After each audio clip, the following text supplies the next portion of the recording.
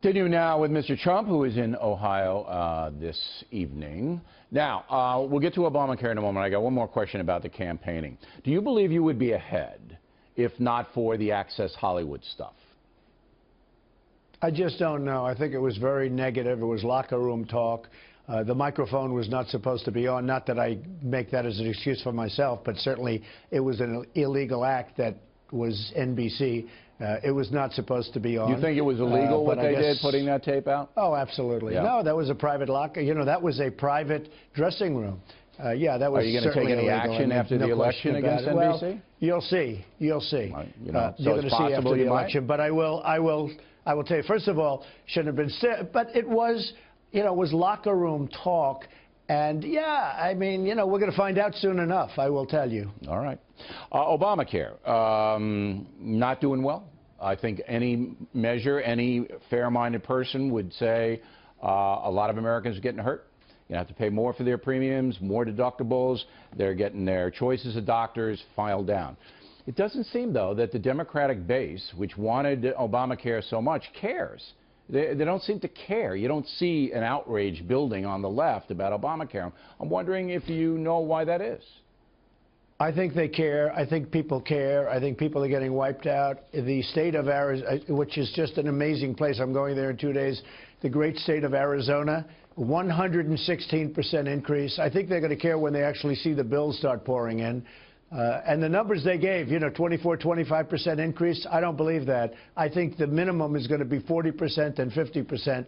Yeah, I think the people are going to care. All right. Can you tell me simply, because you know I'm a simple man and have trouble grasping complicated situations. You say you're going to revoke and replace Obamacare. I know you want to have insurance companies compete nationwide and no boundaries, and that would drive premiums down. What else? What else? Are you going to subsidize 30 million people who can't afford insurance? Are you going to help them out?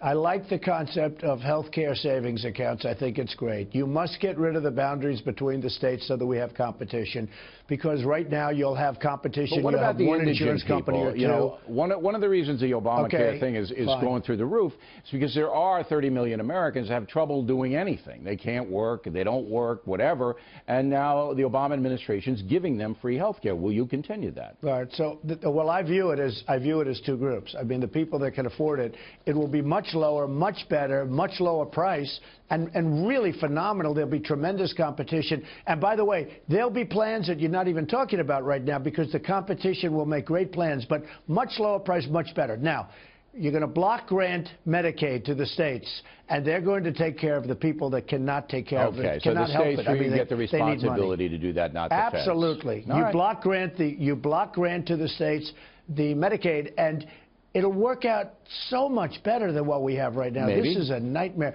Hey, Bill, I have friends that are doctors. They have more accountants than they have nurses. Yeah, they're going to leave. They don't even want to be doctors anymore. I've never been a big fan of government health care. Now, finally, you say that Hillary Clinton is pooped. She's tired. She can't.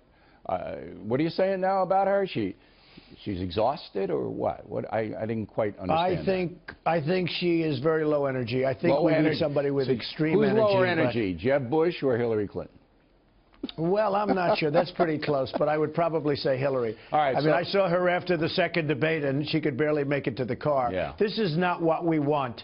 Hey, Bill, this is not what we want, to negotiate with China, to beat ISIS, to work against Putin, okay? This is not what we want. Well, her birthday was yesterday. Who knows? Let's see what happens. Though. I think we're doing very well. Yeah, she's okay. She's all over I don't care. Look, there's something going on, and I don't know what's happening, but I can tell you this is she goes away for 3, 4, 5 days, and she doesn't leave the house, and then she comes back. And the interesting thing is, I had 8 stops over the last day.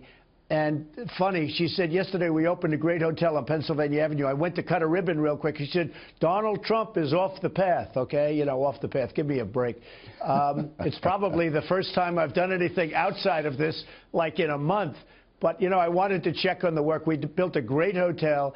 By the way, under budget, ahead of schedule. That was one of the reasons I wanted to be there. Under budget, and ahead of schedule. This country does not do that. All right.